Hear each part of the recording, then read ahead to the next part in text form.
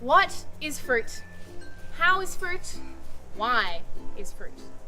Fruit is delicious, it's good for you, and it smells great. But why does it exist?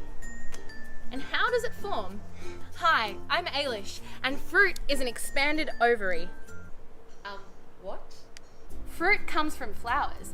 That means every mango, apple, orange, grape has grown from a flower. The flower is the reproductive part of the plant. Flowers exist so they can either fertilize another flower if it has male parts, or to become fertilized if it has female parts. The male parts in this equation are the anthers, which carry pollen, and the pollen grains have 1/2 of the plant's genetic material. Pollen grains are usually carried over to a female flower by pollinators like birds, bees, butterflies, and even bats. This long thing you see here is called the style, and at the top of the style there's a sticky bit called the stigma. So if a pollen grain lands on that stigma, it travels down a little tube to a cavity at the base of the flower, and that cavity is called the ovary. Inside the ovary, you have ovules, which contain 1/2 of the plant's genetic material.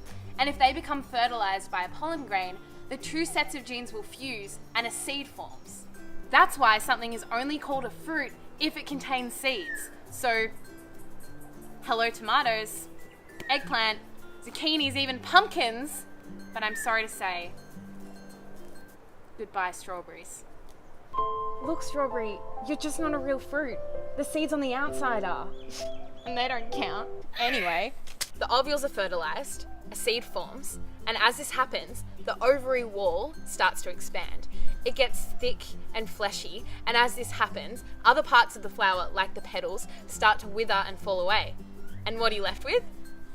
A fruit! If you've ever wondered what these little green leaf things are on your fruits, those are the remains of the sepals from the flower it came from.